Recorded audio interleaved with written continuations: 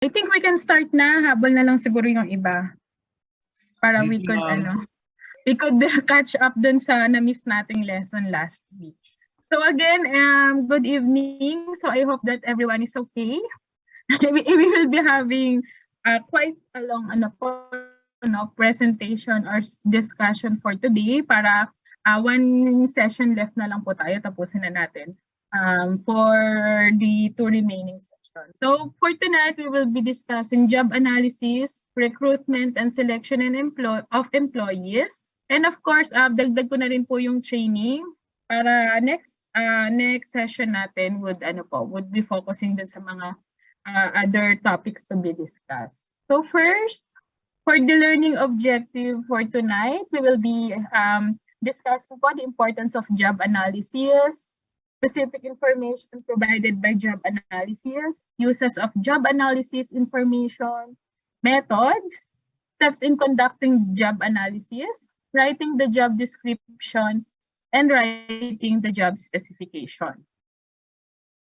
So I think we're 16 naman na. So I will be proceeding with the next slide.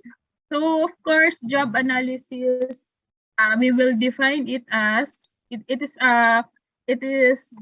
HR is doing job analysis to determine the responsibilities inherent in the position as well as the qualifications needed to fulfill its responsibilities. It is essential when recruiting to allocate an individual having requisite capabilities and education. So, ayun po. So, we need to have a good system po with pertains po sa job analysis. So, usually po, the HR and the managers would have a discussion, maybe a committee po, that would really determine kung ano po yung mga job requirement, mga position, that your organization is required po. I believe in your industry, so nakaset na po yung mga positions.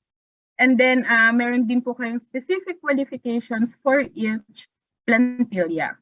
So, more on sa private sector po, we're really doing this kind of activity po. It is one of the important HR function para po at least dito magsa-start yung iba pa nating requisite siya with the other function. Okay, so for the specific information, ano po ba ang kailangan nating makita with the with the use of job analysis. So first po is the job title and location. Of course, every organization po may vary. Yung iba po with your with your industry, na share po sa akin ng mga previous class, na you have several subunits. So, yun po. In an private organization, same din po. So, it vary kung gaano kalaki yung ating organization. So, of course, the organizational relationship, this is a brief explanation of the number of persons supervised. If applicable, meron po siyang sinusupervise. Job title of the position supervised. It also reflects po supervision received. So, through job analysis or job description, hindi po tayo malilito kung sino po ang reporting kanino. So the organization will be focusing po dun sa natin, no, sa goals natin without chaos. So mas maiiwasan natin if ever na naka-document po yung mga job assignment and alignment in your organization. So as mentioned, relationship to other jobs. So it also describes and outlines the coordination required by the job. So meron po, I will be sharing with my industry. So meron tayong mga position that directly reporting po or directly coordinating din po with other units. So yun po, naka-specify with the job description na pinoprovide when you're doing job analysis. Of course, the job summary, condensed explanation of the content of the job. So it usually po, I would suggest 1 to 3 sentences, 3 at most for the job summary para at least brief, concise, and then maiintindihan po ng lahat. And then in other information concerning job requirements, it usually provides for information about the machine, tools, materials, mental complexity, and attention required, physical demands, and working condition. It varies from job to job. So yun, it's very important po na we are not only defining the key responsibilities, but we are also documenting po what are the machine, tools, materials that the employee will be using. So pati po yung mga physical demands, kung hazardous ba yung magiging work o yung work ng ating employee. Okay po, so for the uses of the job analysis information, so there are several use po. Preparing the job description and writing the job specification. If nagko-conduct po ang ating HR and of course managers ng job analysis, this will face po yung iba nating needs when it comes to human resource. So the result of job analysis provides a complete description that contains job summary, job duties and responsibility, machine and equipment use, and some indication of the working conditions. So as mentioned a while ago, and then it is also important po for the recruitment and selection. So job analysis information is useful when searching for the right person to fill the job. So it helps to see and find the type of people that will contribute to and suit the needs of the organization. So for your recruitment, the HR and the manager po would have a better guide kung ano po yung i-hire natin for that certain position, what kind of education, what kind of skills, technical skills that the position will be needing po. So for the third use po of job analysis is determining the rate and compensation. So for the compensation po, of course, this is one of the vital po important aspect of an employee to retain in the company. So job analysis information is also essential for estimating the value of and appropriate compensation for each job. So yun po, hindi tayo nahuhula. We will be doing job compensation research, benchmarking. So it will depends po sa job required skill, educational level, mga safety hazard, degree of responsibility, and so on. So kaya po natin ginagawa yung job analysis. Fourth po would be the performance appraisal. Of course, if you have established job description, yun po, mako-compare po natin what is the actual versus the planned output. Ano po ba yung current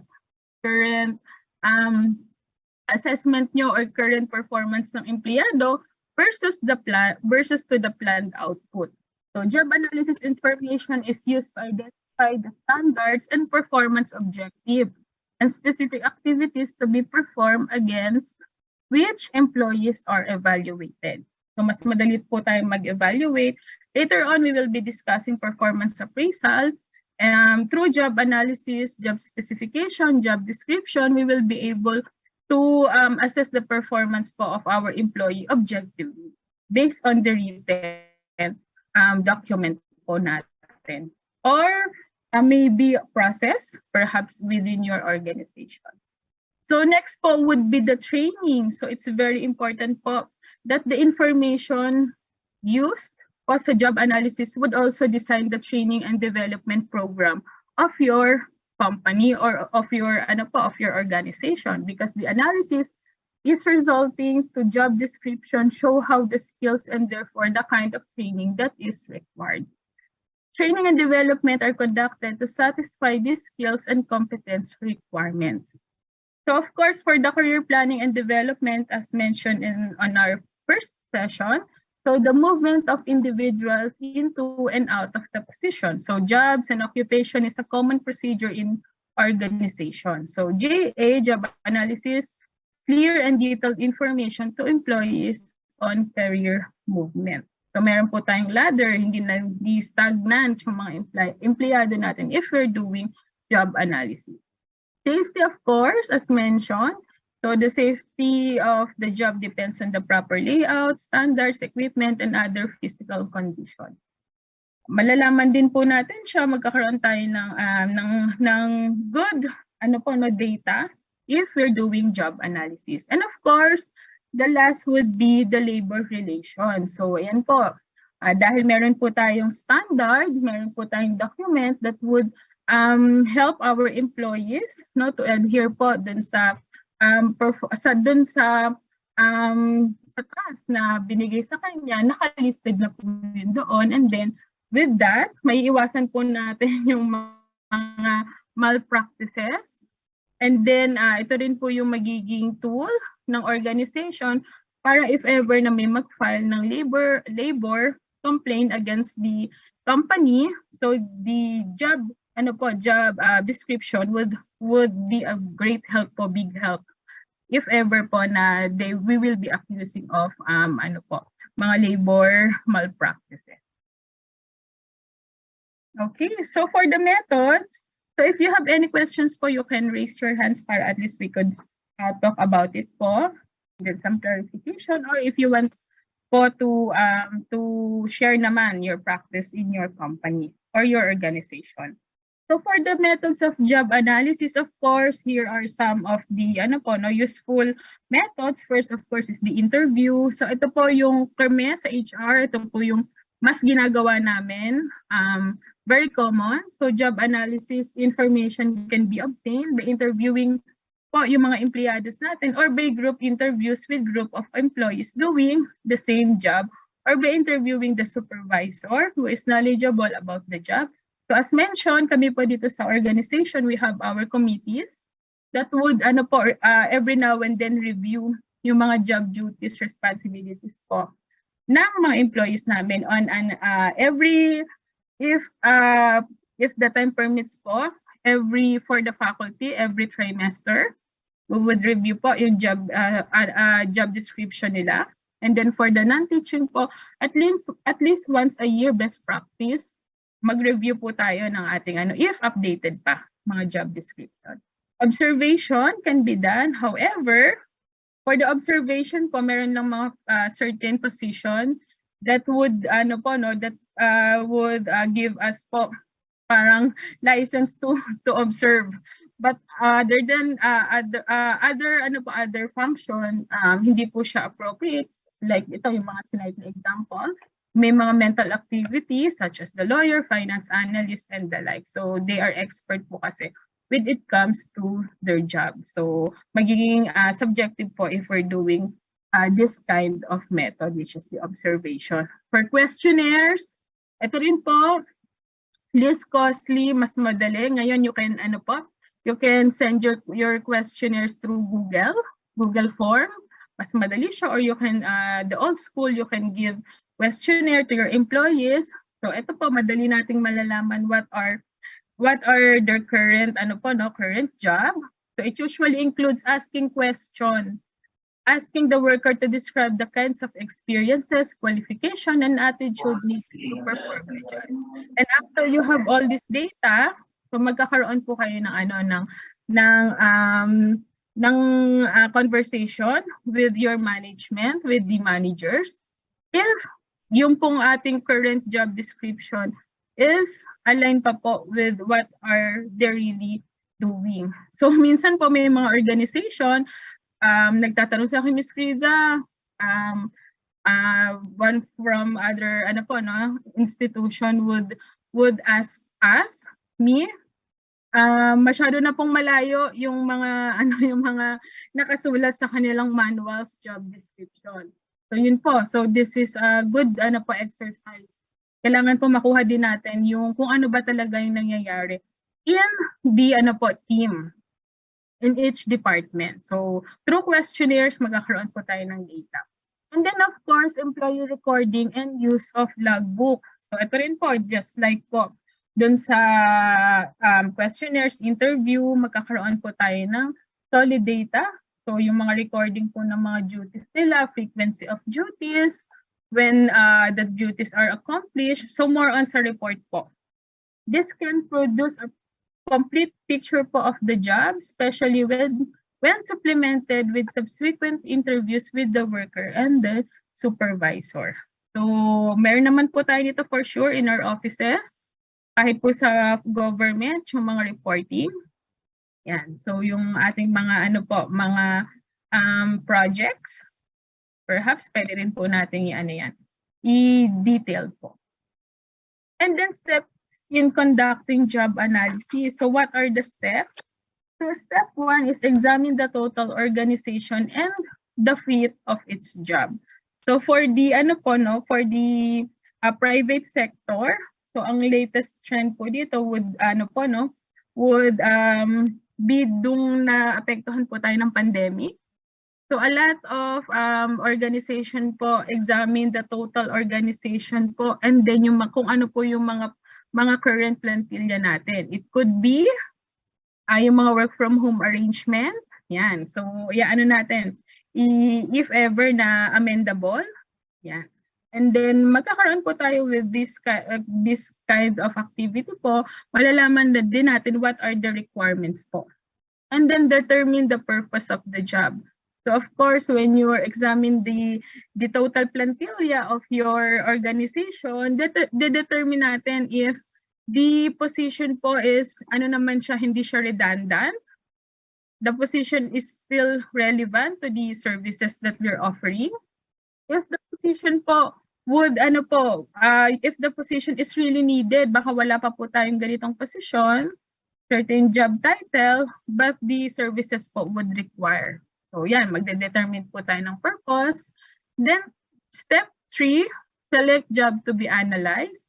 So we understand po na since medyo costly siya sa time, sa effort, so tingnan po natin yung mga information available such as mga processes, charts natin, existing job description. Then from there, we will be selecting po mga departments that that we need to prioritize po in in the organization. So step 4, as mentioned, collecting all the data by using acceptable job analysis technique.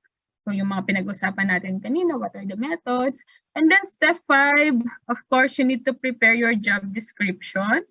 So mamaya po later on, I will be sharing what are the elements of a good job description.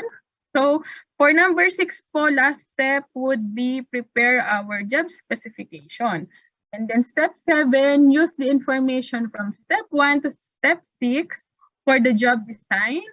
Of course, we will be talking about planning, selection, training, recruitment, performance appraisal, compensation, and the others. So as mentioned po earlier, the job analysis po is really one of the important function of the HR with the help of our managers. And then of course, ito po, the first and immediate product of job analysis is the job description. As indicated, this is basically descriptive and constitute a record of existing and pertinent job facts. So these facts may be organized in some fashion in order to be usable. So suggested contents are given as follows. So ito po, kailangan makikita natin with the job description. Of course, the date written. So basic po ito, kailan nasulat. Bakit po? Kasi if we are revising the job description, it's very important po that hindi tayo magkagulo when it comes to date. So yan po, very basic. Job status. It could be full-time or part-time, job order.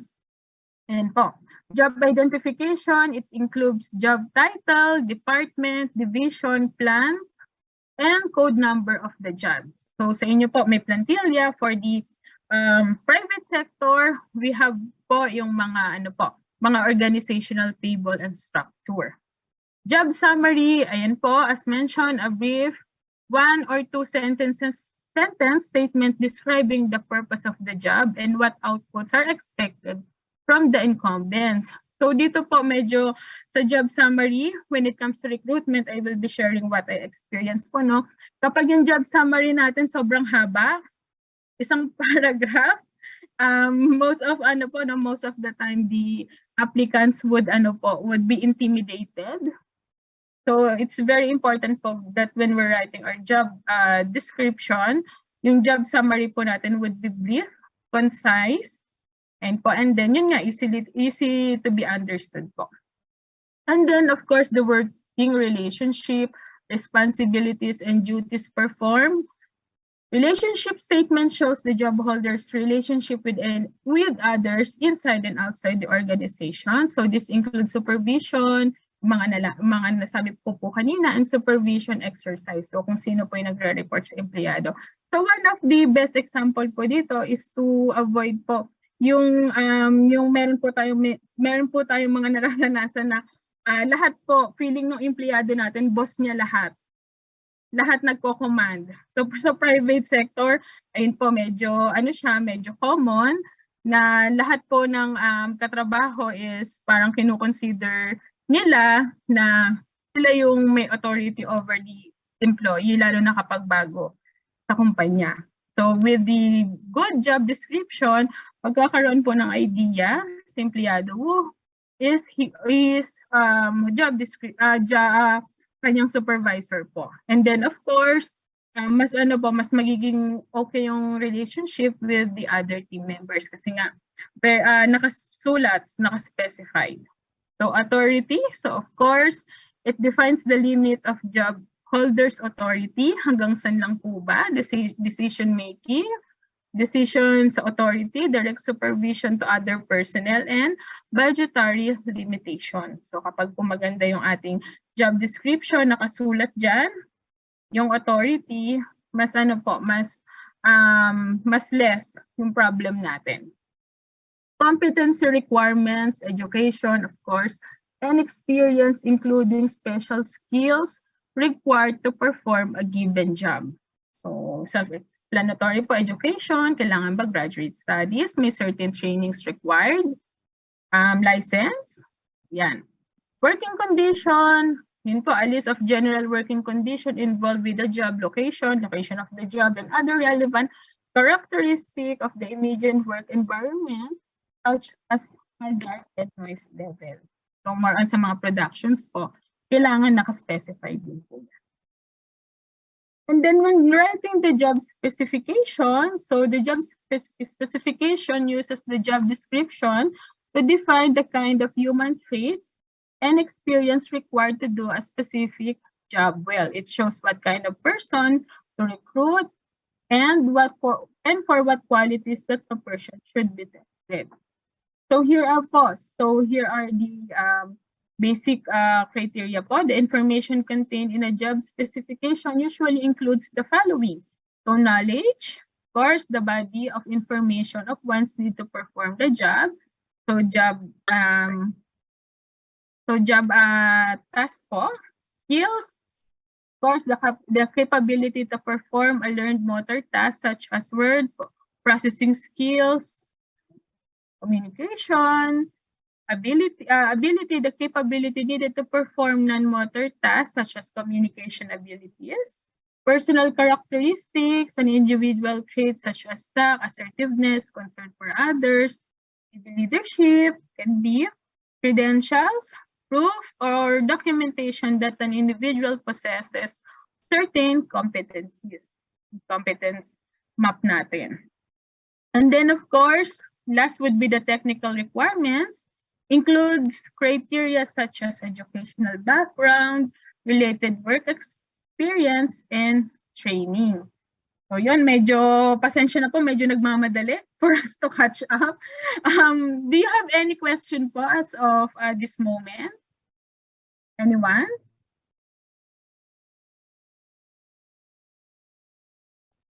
So none? We can proceed na po with our next topic. So anyone would like to, Mr. Christian, okay daw, thumbs up. And so we will be proceeding po. This is a very interesting function po of the HR, Human Resource Recruitment and Selection. So for the introduction, this is what I always tell po the group, my students, a firm is only as good as the people it recruits. So ayun po. Recruitment and ultimately selection is critical to every organization. Firms, therefore, must strive to attract the best people to work for them. So an organization that fails to attract the best qualified people will surely fail to meet its corporate objectives. So as mentioned nga po during our last session. So the manpower po are the the human resources, the manpower po is the yun po yung pinakamalaking budget requirements when it comes to operational expenses. So from recruitment, dun pa lang po nagsa-start na tayo mag-invest, of course, to good people, good recruits. So recruitment is a strategic process that connects candidates who need what you have to offer and will possess the skills and aptitude to accomplish your goals and objectives. So recruitment remains one of the most crucial functions of the human resource department.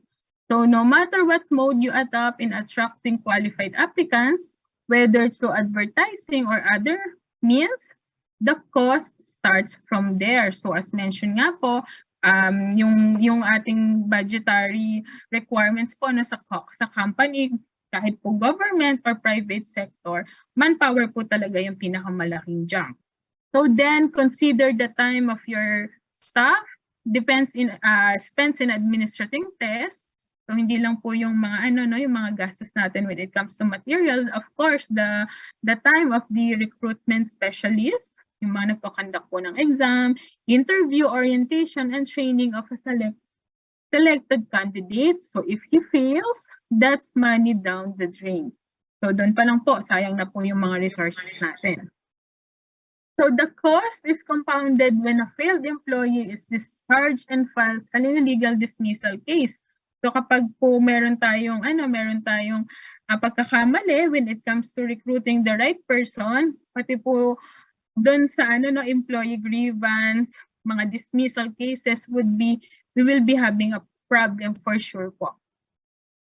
And then of course, so I hope po yung inyong organization have the recruitment policy, a strong recruitment policy. So it is important to adopt a recruitment policy that encompasses your firm's code of conduct.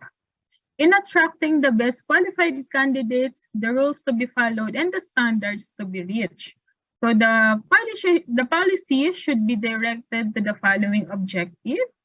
Of course, number one is to hire the right person, conduct a wide and extensive search of the potential position candidates, recruit staff who are compatible with the style of the management, what are the mission, vision, core values, quality objectives, and the culture of your company. Sa inyo nga po, as what they are saying, para sa bayan. So dapat when we are recruiting po personal government official in your service po, in your organization, dapat po ma-imbibe niyo yung para sa bayan. So that's the culture of your organization.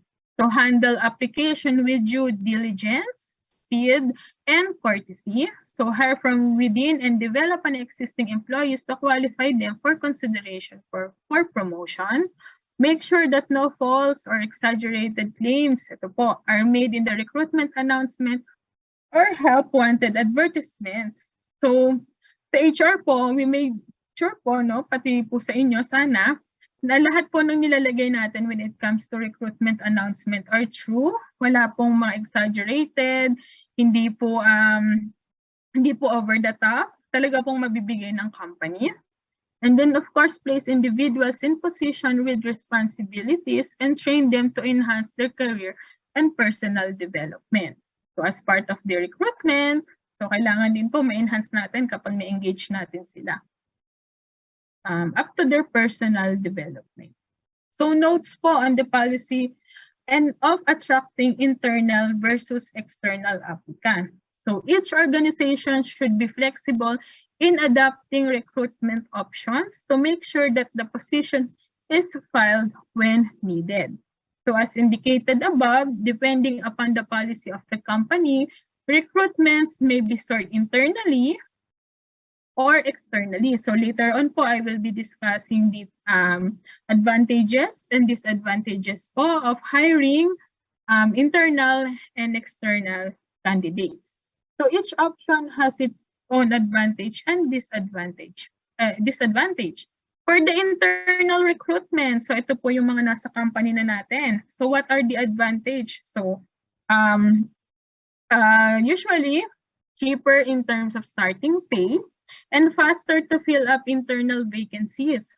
Since nandun na nga po, nasa organization na natin, it could be a transfer, promotion, or ano po, pagpalit lang, pag-upgrade lang, or yung skills niya is naka-align with the open position, it could be. So savings can be made since individual with inside knowledge of how a business operates will need a shorter periods of training and time for fitting in. So usually po kasi the onboarding of employees would take po about 1 to 5 months. So yung tinatawag po nating probationary period. So when you are recruiting po, nasa internal na, so masasave nyo po yung 1 to 5 months dun sa onboarding kasi nga po, nakafit na siya, yung training, yung pagkilala niya sa organization is nandun na po, naka-imbibe na sa kanya. For the disadvantages naman po, the management will have to replace the person who has been promoted. So baka po yung position, magkaroon pa siya ng ripple effect. More jobs opening up work as employees are moved about. So yun. So pwede rin pong mangyari yun. Imbis na isa lang yung i-hire natin, pag nawala yung isang empleyado sa isang position, baka po dalawa pa yung kailangan natin i-hire because of his competency. So promoting from within may upset some inside the company, thereby lowering a morale of those not selected for the position. So yun nga po for the politics sa company. So yun po, nagkakaroon sila ng yung hindi natin may iwasan, yung ibang empleyado na eyeing then for promotion would be disappointed if hindi sila yung mapili sa position. So for the advantages, it improves employees' morale. On the other hand, it acts as an incentive to all staff to work harder within the organization. So kapag nakikita po natin, of course, we are aiming always for a higher position, for a promotion, for a bigger pay scale. So yan po. Kapag meron po kayong promotability within your organization, maboboost po yung employees' moral natin and self-esteem din ng mga empleyado natin. Kasi nagtitiwala yung company, yung organization sa capabilities niya for a higher rank. Yan. So from the company's point of view, the strength and weaknesses of an insider will have been assessed. So nag-undergo na po yan ng probationary period na regular na, baka tenure na rin. Makikita natin what is his strength and weaknesses then and if he or she is fitted talaga dun sa job na ino-offer natin o open job position. It has a potential then for a better success rate since the track record of the employee is known. So hindi na siya bago sa atin. On the other hand, deprives the company from getting fresh views and new ways of doing things. Kasi nga within the organization lang yung na-hire natin. So usually, when you're hiring with the same industry, meron silang mga fresh ideas, innovations, and so creates negative internal competition for the position. So if ever na mag-hire tayo within magpo-promote tayo within the organization, minsan nagka-connotates din siya sa internal competition for the position. So for the advantages, we still have our advantages naman when it comes to internal recruitment. Internal employees are already attuned to the culture of their organization as mentioned. The organization is unlikely to be disrupted by someone used to working with others in the company. So may dynamics na, may communication na, meron nang na-build na trust with the other employees. So keeps proprietary and industry knowledge inside the organization. So if ever po na key personnel siya, ayaw natin siya pakawalan kasi of the knowledge na alam niya when it comes to patakbuhin yung negosyo. So yun po. So it would be an advantage kung i-keep natin siya in the organization. For the disadvantage, an insider may be less likely to make essential criticism to get the companies working more effectively. So baka po magkaroon din ng hindi align sa culture ng organization. So yun po kapag nag-ano po tayo, internal recruitment. For the external naman po, advantages and disadvantages. So external recruitment po would be we will be hiring candidates po from outside the organization. So for the advantages, draw up a wider range of talent and provides the opportunity to bring new experience, as mentioned, and ideas into organization, enhancing creativity and innovation. So brings in an opportunity to acquire new skills and competency not found in the organization. New ideas, maybe usually nag-hire tayo with the same industry. So mabibigyan tayo ng more views na baka nalileft out na natin yung mga bagong trends. Okay, for the disadvantages, usually more costly to hire somebody from the outside, of course. Sa mga private sector po, yung mga job offers. Kailangan, syempre, yung mga aalis na empleyado with the other companies would have greener pasture, more salary demands. Yan. So, mas costly siya. And then the outsider does not fit into the organization culture. Some risk in failure. So, yun po. An employee could be less effective in actual job than what appears on the paper application and interview. So, these are some of the the issues when it comes to external recruitment. Minsan, may mga tao po talaga na magaling during the interview. So, yung paper pa, supported by the paper documents, maraming trainings, nag-post-study, doctorate degree. Pero pagdating po sa actual job, meron po tayong difficulty. So, that's one of the problem po when you're hiring external candidates. So, for the advantages, of course, enables the organization to hire people with knowledge of the competitor's secrets. So, as mentioned kanina, an easy access po with the competitors kapag medyo nakuha natin yung best in the industry. So, for the disadvantages, takes a longer time to get acclimated to the job and to the organization's culture. Maybe, yun nga po yung onboarding process. As mentioned, it could be 1 to 5 months pa. Makita natin yung dynamics before the regularization comes. Baka hindi rin po siya fit sa atin, sa culture ng company. So may demoralize employees who did not get the promotion and adversely affect their commitment level. Since nga hindi tayo kumuha from the inside, baka magkaroon ng mga ganyang issue.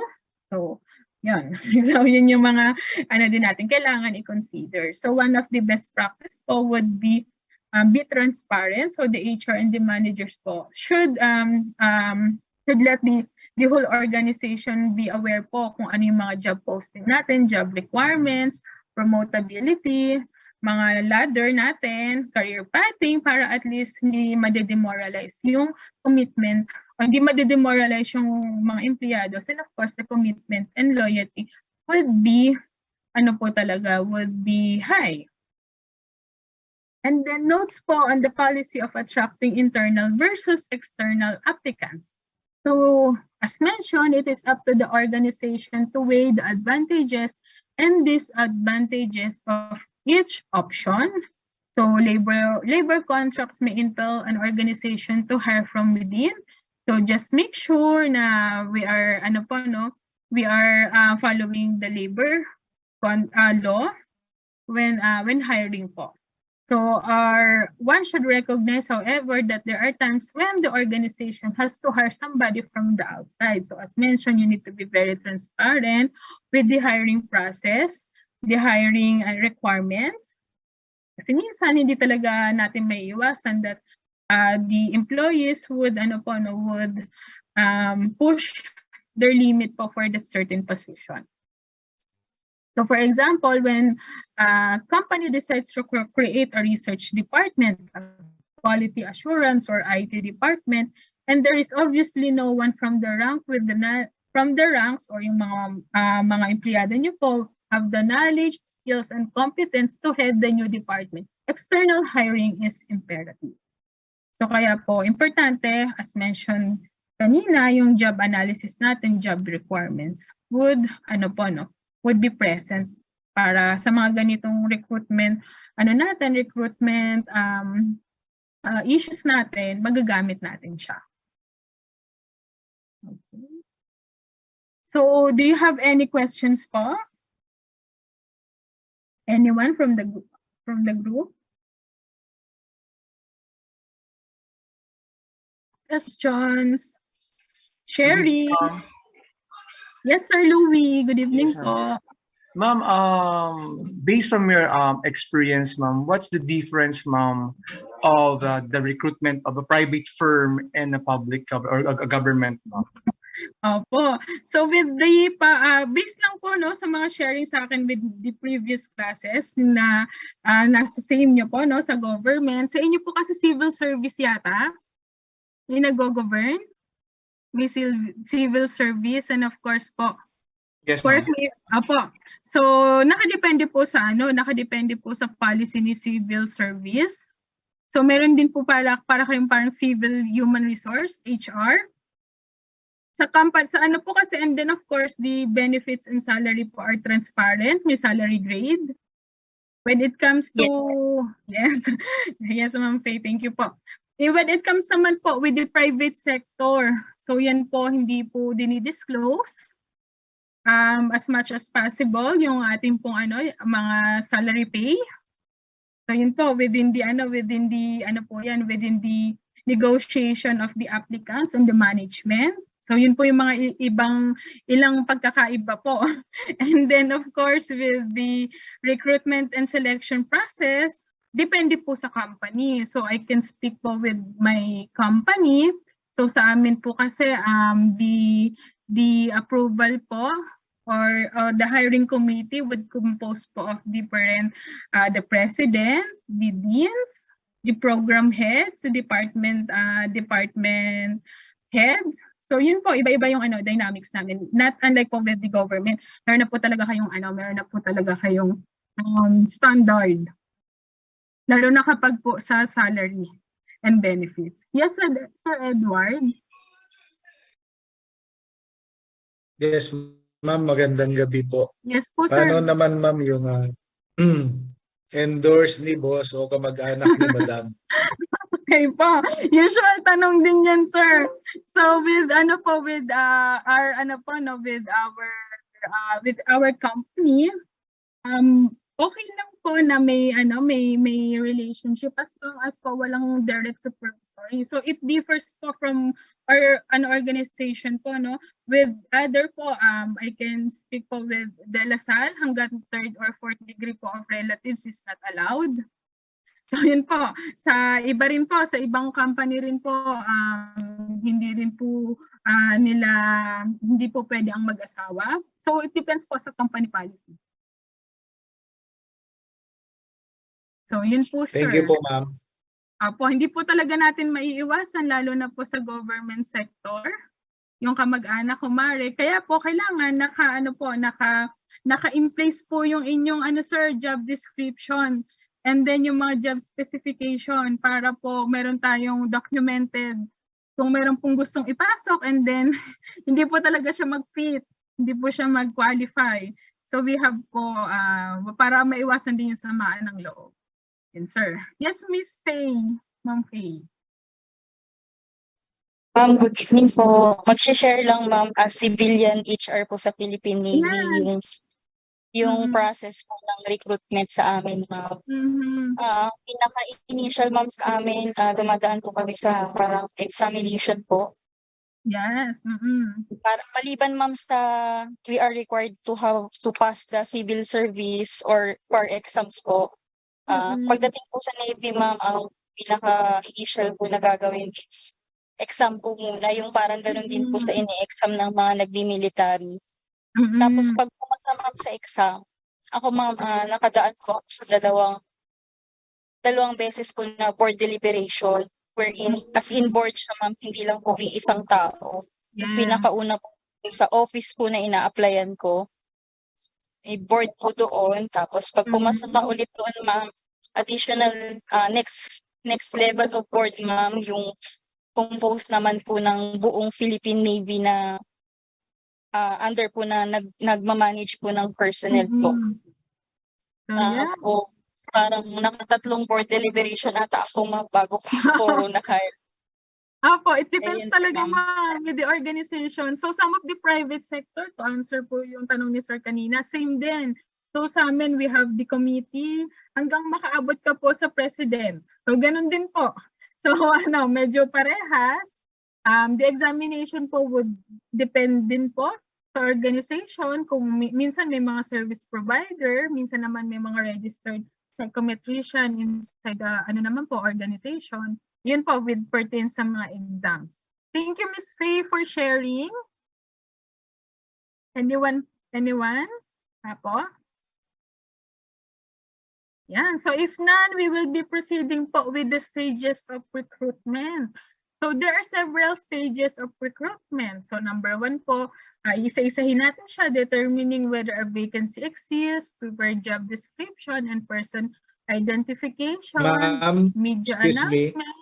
Yes po, sir. Pahabol sir. lang ma'am na tanong Yes po, sir. dun sa kanina. Ina-allow nyo ba ma'am yung sa interview na online? Opo, sir. Sa case po namin, sir, during the pandemic, so no choice talaga yon. We revise our procedure for the meantime. We do online recruitment. Ngayon po, pwede pa rin po, sir, ginagawa pa rin po namin siya through Zoom or MS Teams if ever po yung applicant namin is manggagaling pa po, for example, Visayas and Mindanao. So, depende po. Ginagawa pa rin po namin, we are allowing po online interviews. Pero po, yung mga requirements po, if ever na makapasa siya, kailangan niya mag-visit na sa office. It's very, naman ngayon, sir, nasa trend na siya. Okay ma'am, thank you. Welcome, sir. So, yun po. So, thank you, Sir Edward po. And then we will be discussing more of that din, sir, no? So, shortlisting, arrange interview, reference, background check, decision to hire, offer to hire, appointment of action. So, number 1 would be determine whether a vacancy exists. So, a vacancy may occur in 2 ways. 1 po, when the employee resigns, retires, dies, or discharged from the service.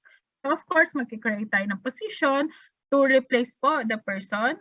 So, when the new position is created as a result of expansion, restructuring, or reorganization. So, when a vacancy happens under number 2 above, it must be critically asked whether or not there is a need for replacement. Kaya po, as discussed kanina, yung job analysis is very important kasi nga po dito natin malalaman if critical ba talaga, kailangan ba natin ng tao for that specific job. So can the task of vacant position be distributed to the remaining employees or incumbents? Baka pwede na natin ibigay with the other employees. So could this be not be rendered redundant through restructuring? Yun po iniiwasan natin mag-open tayo ng position kapag po hindi nagkakandak ang company ng job analysis. Ganito po usually ang nangyayari. Nag-hire po tayo due to bugso ng damdamin. Ang dami lang natin trabaho for this season. Pero in the long run, makikita rin po yan na redundant yung position. Magre-reconstruct tayo. Magkakaroon tayo ng reorganization. Masyado na tayong marami. So yan, so it could be reorganizing, automating. Ito po yung na-share ko. I don't know if na-share ko po sa group. Meron akong isang colleagues na yun nga. Naghihingi siya ng advice kasi yung mga dati nilang empleyado, bumili sila ng bagong equipment. So hindi na natin kailangan. So yun, nag-automate na sila. Re-engineering or contract outsourcing. So ayan po yung kailangan natin muna malaman if the vacancy exists. So next, we are for sure, no? Kailangan nyo pong magkaroon ng prepared job description and person specification. So ano po ba yung kailangan natin? So job description as a number of purposes for recruitment, job evaluation, process, For training programs where training is focused on the key elements of a job and how employees can perform better in their job. So, and also it's a performance management process where an employee's performance is measured against the requirements of the job set out in the job description. So it is principally used to recruit as a guide on how particular employee will fit into the organization. So job description come in many shapes and sizes depending upon the size and complexity o yun nga po, depende po sa organization nyo and the purpose for which it is written. So person specification goes beyond a mere job description. In addition, it highlights the mental and physical attribute required of the job holder. Okay po. So next, prepare po tayo ng job description. Next, kung meron na po tayong job description, na-identify na po natin kung anong person ang kailangan natin. So we need na po the media announcement. So there are many possible avenues for advertising yung position vacancy. So I think po with your organization, meron po kayong website. I visited din po your website. Ang ganda ng website ng Navy. So naka-specify na po lahat ng qualifications. And then po recruitment process natin. So the common recruitment na po ngayon, no? Announcement would be through media. So social media man yan, website, Instagram, ginagamit na rin, LinkedIn, JobStreet, Indeed, yan. Bulletin boards, if pa rin po, no? If gumagamit pa rin si company. So word of mouth, of course. And then professional journals, employment agency, and of course, meron pa rin tayong headhunters. Yung mga binabayaran natin to find yung mga yung mga mahirap mahanap na post. Campus recruitment, ito po advocate po ako ng ng mga hiring newly grad when it comes to rank and file kasi yun nga po paano natin mabibigyan ng chance to get their experience kung hindi natin bibigyan ng chance to to engage. So yan. Website job market, yung website niyo po, job fairs, kung meron pa pong gumagamit ng newspaper advertisement, and then po yung mga on-the-job training, pwede rin po natin yan gawin para at least natitrain natin sila. And then kung meron tayong position for absorption, pwede rin natin silang. So next would be managing the response. So announcement of vacancy through bulletin man yan, email, word of mouth is the easiest and fastest means of inviting interested parties to apply. So, yun po. So, employment agencies are good, especially if you need temporary employees to fill a position where the incumbents are on long leave, such as maternity or sabbatical leave. So, minsan po, meron din mga tie-up ang company na employment agency. Campus recruitment is the most important source of recruits for entry-level professional and technical vacancies. So as mentioned po, may mga company din po na advocate po ng mga trying new graduates. So the use of computer networks to advertise job vacancy in the beginning to be utilized by some companies. So ayan po, as mentioned, sabi ko na rin po kanina, yung mga OJT natin.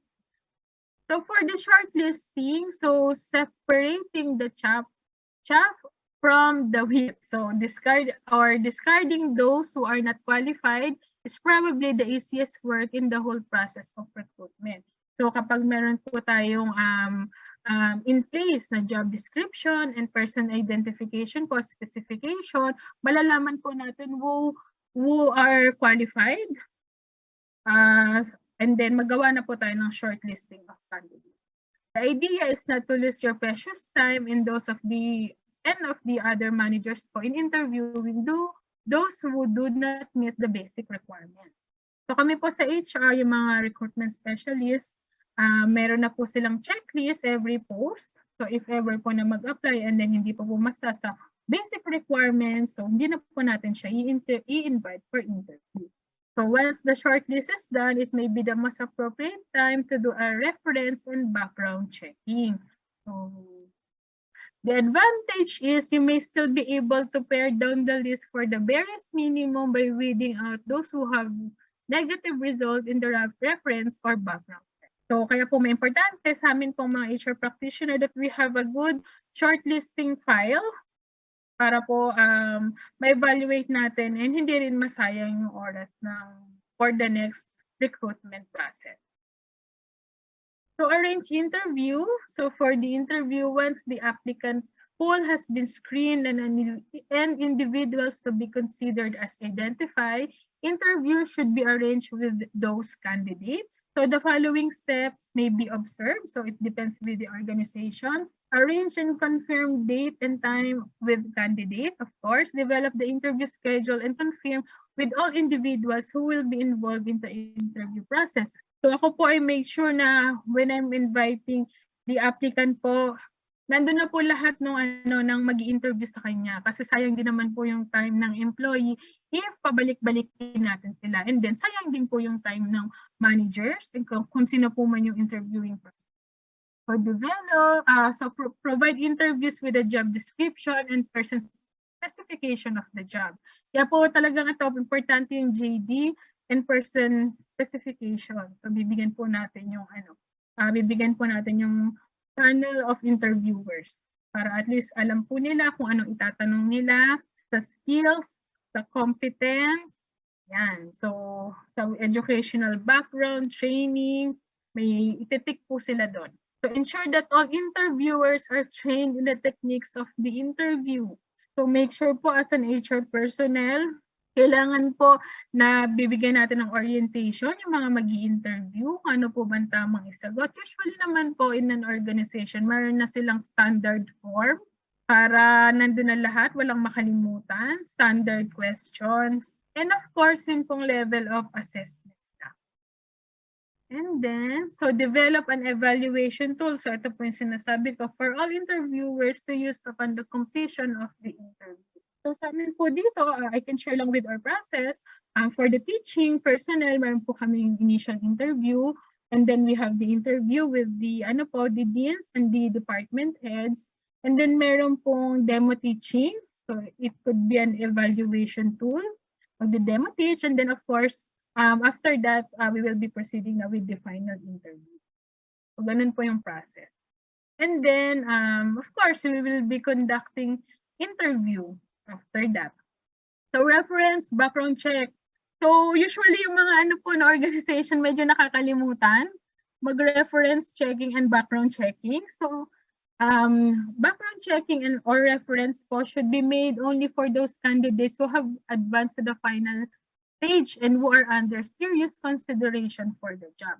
Ngayon po, uso na sa atin, sa mga good HR practice na po, meron ng mga form and then sinasend sa mga previous employer ni candidate. So yun po, standardized. And then pwede rin po mag-conduct ng phone call or kung masipag yung mga headhunters or employment verification services talaga, minsan po nagpupunta pa sila kung conduct. So one of the most crucial but often neglected step in the recruitment process is background checking and references. So kami po as part of our recruitment process, nakalagay po talaga siya sa aming policies and guidelines. So importante po that you have at least matawagan mo yung mga ilang previous employer niya. Para alam na rin natin yung character. And of course, the performance. Okay, so on background check, the author is adverse to the practice of sending a prepared questionnaire with a self-addressed stamp envelope. So the best way is to call up the former employer, identify yourself, and state the information provided about the candidate will remain, of course, confidential, would help in making your hiring decision. Okay, and then next would be offer to hire. So once the candidate is chosen, the job will be offered to him. So important issues that should be addressed in job offer are starting pay and salary progression. Of course, we will be we will be discussing po sa basic pay, sa salary progression. After 6 months po ba, after regularization, you will be receiving additional pay. After how many years po ba do the company conduct implementing po salary increases. So mga ganon, may mga bonuses po ba? So dyan po dinidiscuss sa job offer. Starting date, kailan kayo na-expect? Tenure of contract, baka po casual lang ito for fixed term period, probationary or regular. Benefits, usually po sa private sector, yung mga benefits po talaga yung kiniconsider ni employee kasi nga po it varies. So kung may mga HMO po, life insurance, ayan. So may mga allowances, travel allowance, clothing allowance, slight differential allowances. So pwede natin siyang i-state po sa job offer, and other points of negotiation. If your company is really generous enough, pabahay, pakotse, palibreng travel, depende sa industry. So yun po ang mga other points of negotiation. And of course, the candidate should be given the time to accept or reject the offer. So best practice po kami dito sa company namin would be 1 to 3 days. At most po 5 days na to be able po to answer na. Kasi baka po masyadong matagal yung paghihintay natin sa acceptance ng candidate. At the end of the day po is i-reject. So matagal po. Always remember po na 30 days lang po kasi yung binibigay.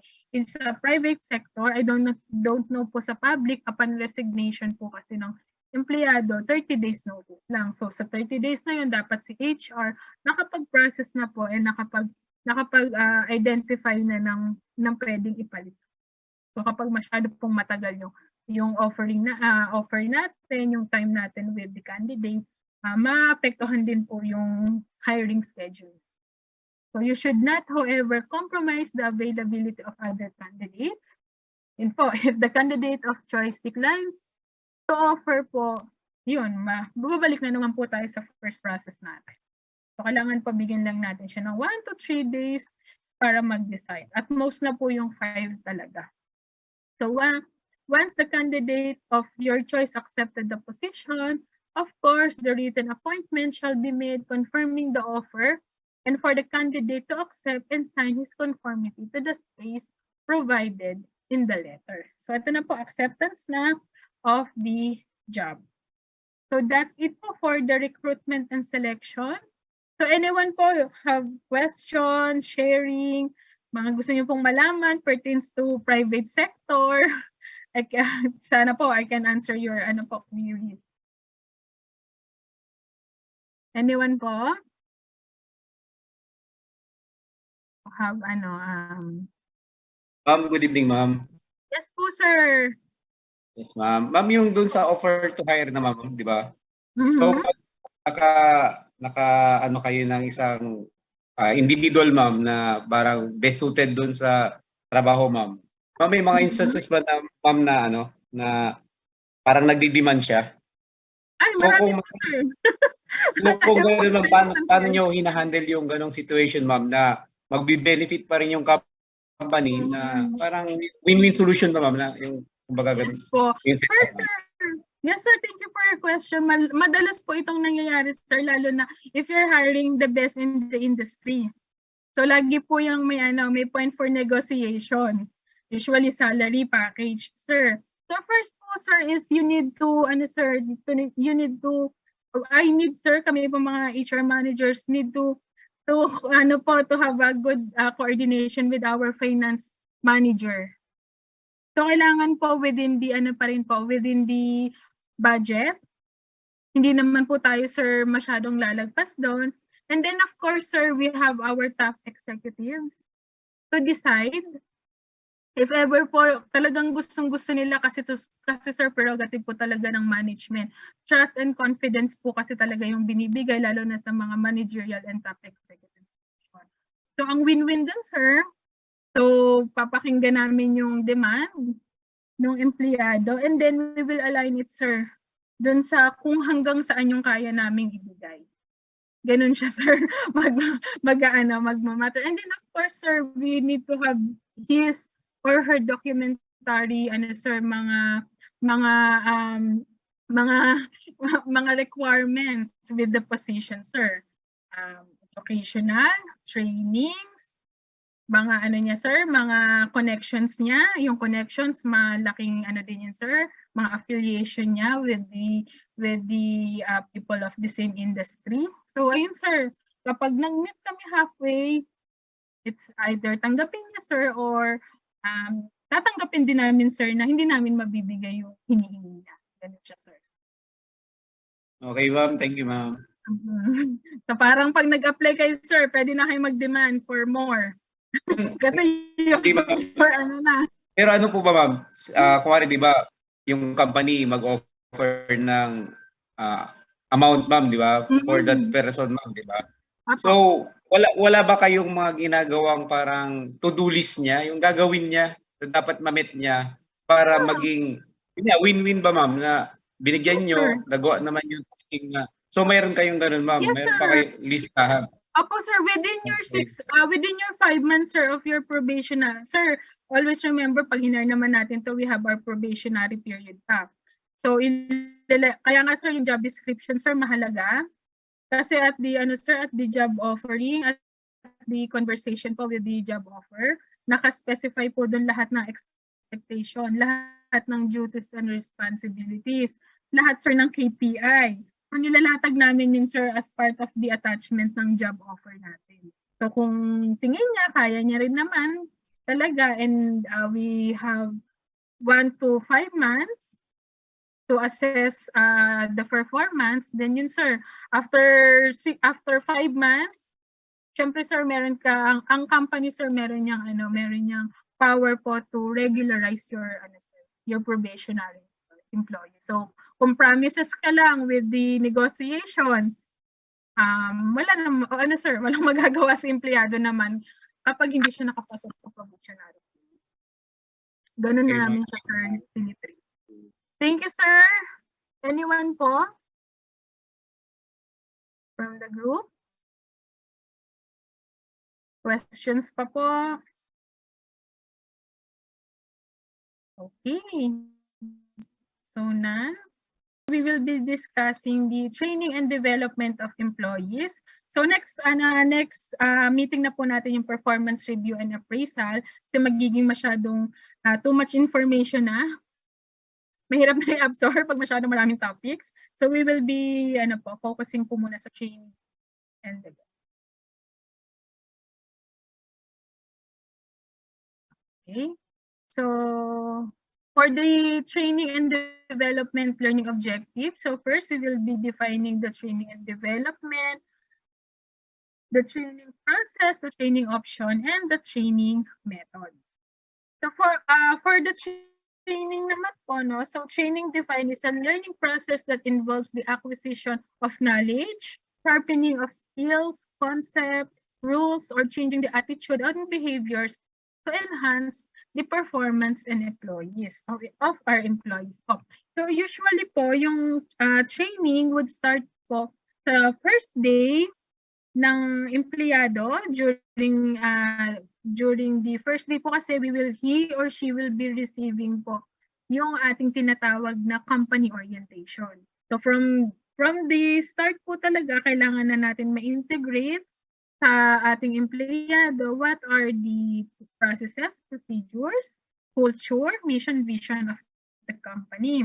So usually the HR department and the new employees' immediate supervisor are normally share the responsibility for the orientation. So the orientation will be composed, the private sector po ng organizational overview orientation. So the topics discussed include the overview of the company, the key policies and procedure, compensation, benefits, and mga accident prevention. Yung BOSH po, dinidiscuss din. Mga other related po sa job niya, like the physical facilities and other machine, equipment that he or she will be using. So for the departmental and job orientation naman po, just like what I mentioned, yun po mga policies, procedure, rules and regulation, tour of the department, and introduction to the department, to the other department. So usually pa lang po sa first day pa lang ng empleyado sa company, he or she will be receiving the training, the onboarding. Okay, so for the objectives of training and development, of course, to improve the productivity and quality, the quality and quantity of output, this can lead to an increase of an individual's skills in one or more areas of expertise, and then effectiveness in the present job. This involves increasing an individual's motivation to perform his or her job well, create a more favorable attitude such as loyalty and cooperation. So kapag po kasi maganda yung training program natin within the company, so may tendency po talaga na mag-stay at mag-cooperate ang mga empleyado natin. So help employees in their personal development and advancement by helping them acquire additional qualification for a better job. So minsan po, no, other companies, kahit po mababa ng kaunti yung basic salary nila, but they are offering a good personal development training. Yung iba po, yung mag-graduate studies po, sinasubsidize ng company. So meron pong ganyan. So 50%, 70% of your tuition fee, pwede nating i-reimburse sa company, mga paid trainings, international, locally. So yun po, tinitingnan din ng mga empleyado natin. So this will also help the organization respond to dynamic market condition and changing customer demand. So as mentioned po, may mga training seminars po na mabibigay natin to update our employees to the market condition, ano na po bang mga trends. Safety human resource planning requirements. So as part po talaga ng human resource planning, kasama po sa training and development of our employees. So the training process, paano ba tayo gumagawa ng training plan? Paano ba natin ini-implement? So first po, for the training process, we need to conduct the training needs analysis or needs assessment. So this refers to the process used to determine if the training is necessary. It identifies specific job performance deficiencies and increases productivity. So training is needed when significant differences exist between actual performance and prescribed standards. So it refers to a systematic objective identification of training needs. So sana po meron kayong tinatawag na individual development plan. So same din po as training needs analysis. So sa individual development plan, nakalagay po yung current skills, what are the prescribed standards, prescribed job, job requirements. So nakalagay po yun doon. Then tingnan po natin what are the gaps. So bakit niya hindi ito na-perform? Ano pa bang kulang? Meron ba tayong pwedeng ituro? Mag-job rotation ba? Mag-coaching ba? Mag-mentoring? When it comes po with the prescribed standards nga po ng job. So kailangan po talaga mag-conduct tayo ng TNA or training needs assessment. So for the needs assessment process, first we need to identify po yung organizational analysis. So it involves determining the appropriateness of training given the company's business strategy. Ano ba yung strategy natin? Its resources available for training and support by managers and peers for training activities. So for the next naman po is the person or performance analysis. So we will be determining the training needs of the current employees. This means verifying po what are the significant performance deficiency and whether that deficiency should be rectified through training. So titingnan po natin yung performance. Titingnan natin, magkakaroon tayo ng evaluation. So it involves determining whether performance deficiencies result po from a lack of knowledge, skills, ability, or motivation. Baka naman kailangan natin ng coaching, ng mentoring. So baka may problema siya. So in the personal performance analysis. And of course, we have the task analysis, so assessing training needs of new employees. So this is a detailed study of the job to determine what specific skills are required. It includes identifying the important tasks and knowledge. So behavior could be. So doon pa lang magka-create na tayo ng mga trainings, makakapagkaroon na tayo ng plan. So what are the example of task analysis? Yung mga nasa sales, so yung ano natin dyan, yung mga personality development could be, and then marketing strategy, yan. So communication, how do you deal with customer service? So yan po yung mga pwede nating ibigay na training for our employees. So after that, na-determine na natin yung needs analysis, kailangan naman natin mag-design ng training program and training objective. So after determining the training needs, objective must be established to meet those needs. So effective training objective should state the benefit to the different stakeholders of the organization. So the outcome of the training or learning objectives can be categorized by first, instructional objectives, organizational and departmental objective, and of course, the individual and growth objectives. So kapag po na-satisfy natin yung objective with the three aspect po, no, dun pa natin malalaman if the training is really beneficial po for our employees. So yun, nakaka-impact ba? Productivity, yan, personal growth of the employees.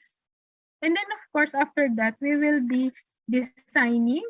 So training design of the training program can be undertaken only when a clear training objective has been produced. So kailangan po talaga nakalagay doon. Ano ba yung na-identify natin? Ano ba yung gap na nire-rectify natin? So the training objective clarifies what the goal has to be achieved by the end of the training program. What the trainees are expected to do at the end of their training. Training objective assists trainers to design the training program. So after that po, we need to validate first. So introduce and validate the training before conducting. So the final revision on pilot result to ensuring the training effectiveness when clearly defined objectives are lacking, it is impossible to evaluate the training program effectively. So dito po sa validation, usually ako po, I can speak with our organization. We always have po validation first with the line managers, with the supervisors po. And then after that, kapag na-run through na po namin yung training na kailangan and then the training objectives, pinapa-validate po namin if this will really help your team. It's very important po that you need to listen din po with the department heads and of course the top managers. And then kapag meron na po kayong training plan, of course you will be implementing po the training program. So once the staff, course, content, equipment, and topics are ready, the training is implemented. So completing the training design does not mean that the work is done because implementation phase requires continuing adjusting, redesigning, and refining. So may mga organization po that fortunate enough na they have po their own learning and development team. May department po talaga na nagko-conduct at nag-design po ng mga training programs. On our on my institution po, we have the corporate po, lahat ng magsaysay throughout the magsaysay units, we have po learning and development department. So sila po ang bahala dyan sa pag-prepare po ng mga training programs and materials for our. So preparation is the most important factor to guarantee success. So therefore, the following are the factors that should be kept in mind while implementing a training program. Of course, number one would be the trainer. So best in the industry. So may track record. So subject matter expert. So yan po. The success po of the training would a big chunk of it po would be the trainer talaga. And then physical setup. Kailangan po meron tayong good physical setup. And then Meron po kasing mga training na kailangan talaga ng mas bigger venue. Ayun, may mga simulation, practical exercises. So, kailangan din po natin siyang i-consider. Establishing rapport with the participants. So, as part of as facilitator, the trainer would, of course, establish po yung rapport with the participant. And then reviewing the agenda from the start po of the program. So, kailangan po malinaw what are the training activities, schedule, flow of the program. Yan po. So, yung pinaka-program na po natin, kailangan transparent po siya with our participants. So, what are the expectations? And then, after that po, nag-conduct na tayo ng evaluation.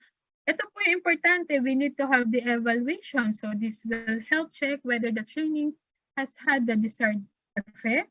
So training evaluation ensures that candidates are able to implement their learning in their respective workplaces or to regular work routine. So what are the purpose of training evaluation? Of course, the feedback and then the research. Nga po, as mentioned, kailangan po nag-i-innovate tayo, nagre-redefine tayo, nagre-reconstruct po tayo ng ating mga training based din po sa needs and previous feedback with the other participants. So process of training evaluation. So before the training, of course, the learner's skills and knowledge are assessed before the training because this can help determine whether the actual outcomes are aligned with the expected outcomes of the training. So mga pre-test, yan, ginagawa din po yan. And then yung pag-assess po, performance appraisal before the training, ano bang magiging benefit nito? Tataas ba siya? Tataas bang performance level niya by what percent? So yan. During the training, this is the phase of which instruction is started. This usually consists of short tests of regular intervals. After the training, this phase is designed to determine whether the training given has some desired effect. Individuals,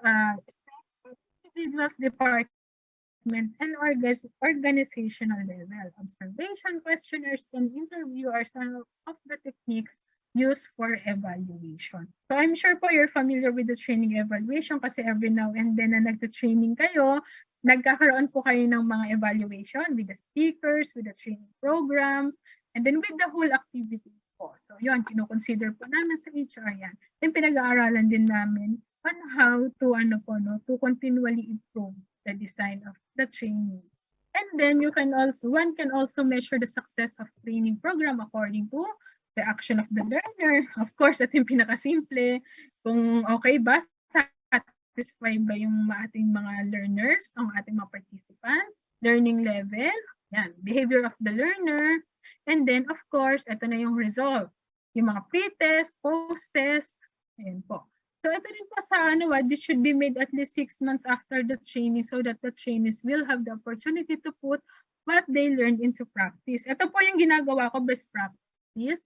Kapag po nagkakaroon kami ng mga training, seminars, conferences, on-the-job training, mga job, job rotation, at least after 6 months, mag-evaluate po ulit tayo.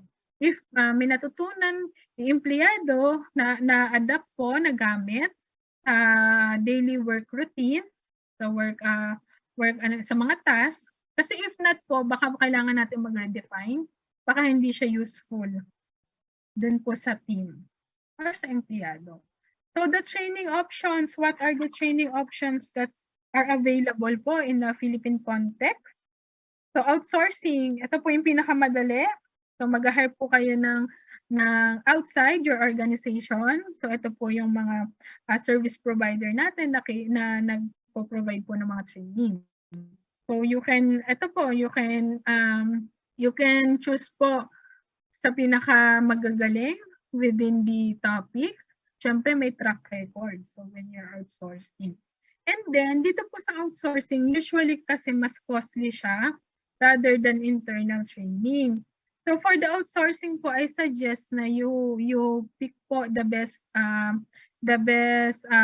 employee with the with the makikita niyo po yung capabilities niya to share, to echo what he or she learned in the training, and then pwede po tayo mag-internal training. So for the internal training naman, mag-ano lang po tayo, ma-facilitate tayo ng training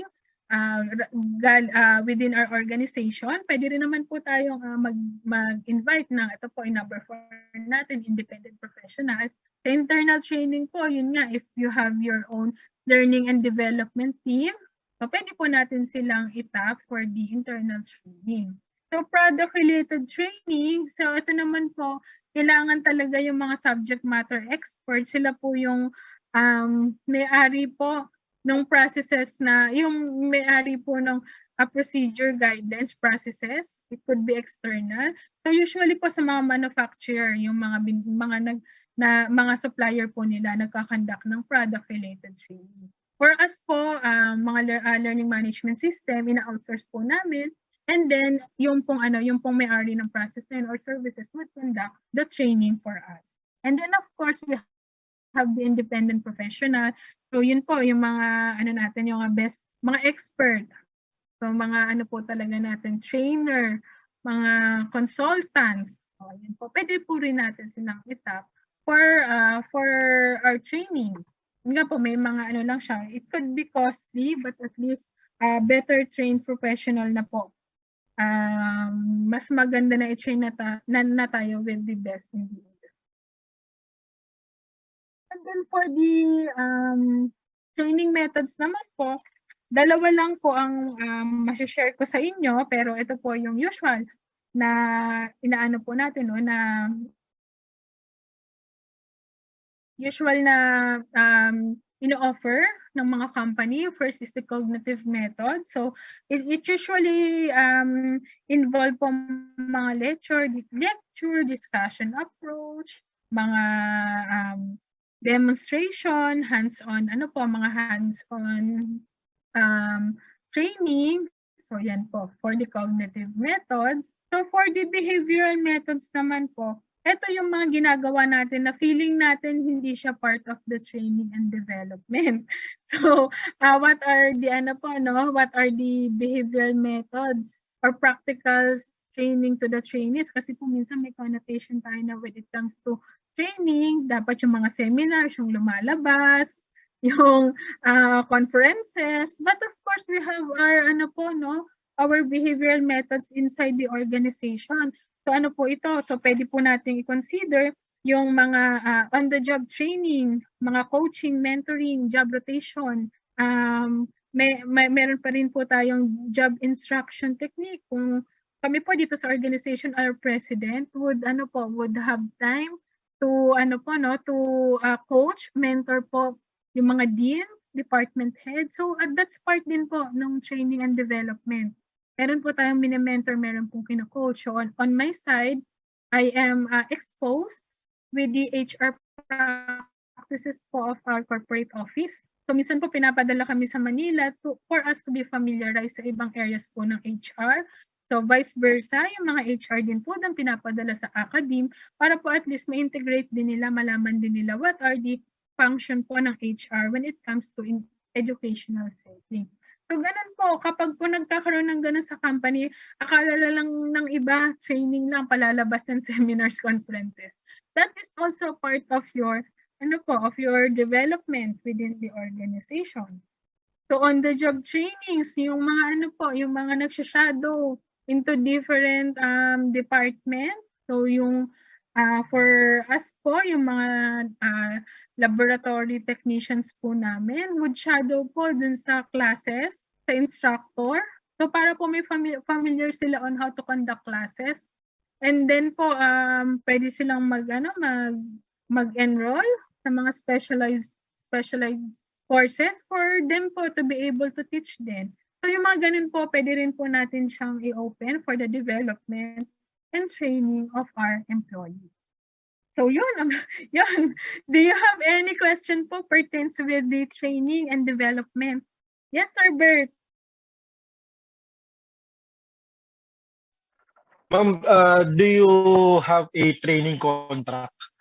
For example, sabi niyo kanina, sometimes you sponsor yung mga trainings ng mga aplikante nyo, what if hindi sila nakapasa for the certain training, then ano yung mga repercussion nun sa inyo, ma'am? So ganito sir, for us po, kami po, I can speak lang with with my organization. So usually po, yung mga costly sir na training, we would give them to our regular employees. Yun sir. Pero sir, kapag training po sir for the probationary employees, more on sa internal sir kami nag-aano muna, nagsa-start. Internal onboarding po muna. So what are the processes of the company? What are the yung mga ISO seminars na kinakandak ng quality management namin, yung aming learning and development team. Doon po muna kami nagsa-start, and then after po sometime maging regular na. Minsan po nagpapadala pa kami ng empleyado namin sa Japan kasi we are Japanese and Filipino venture. So pag ganun sir, may lang po sir, agreement lang po sila for a certain number of years with us or months. Depende sir kung gaano kalaki yung budget na naibigay. So ganun sir. Yung iba naman sir na company, dahil required talaga mag-training like BPO sir. So kailangan talaga nila mag-training for specific months. So wala tayong magagawa sir kung talagang hindi pumasa with their standards, is part of the risk then when hiring. Ganun sir. Budgeted siya sir na hindi ganun yung design.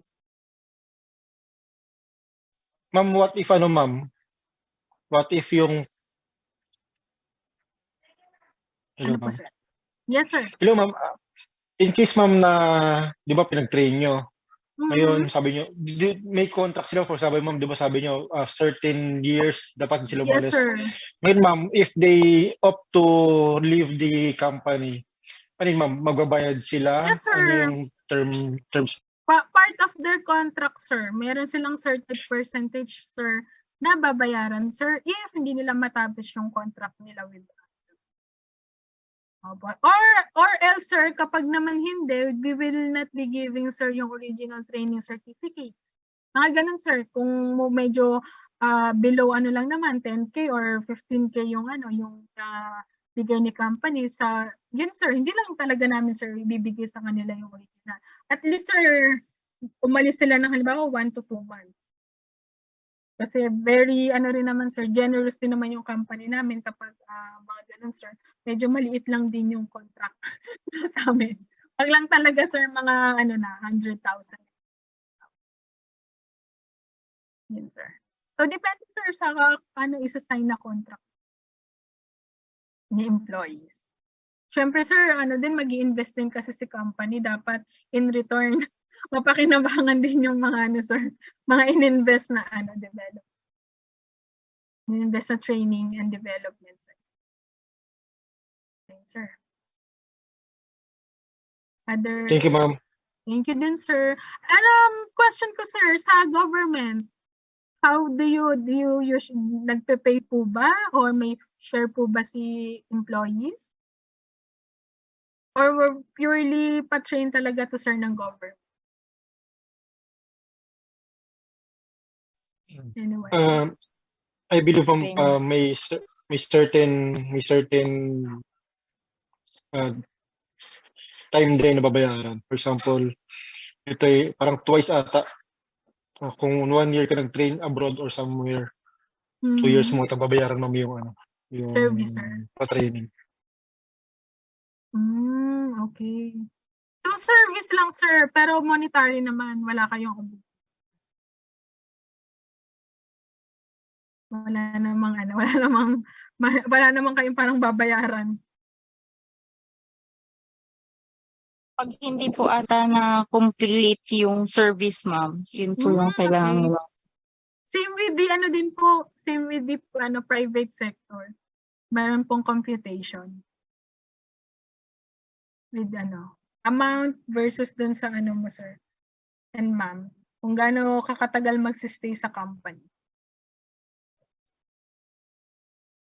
So any questions po from the group?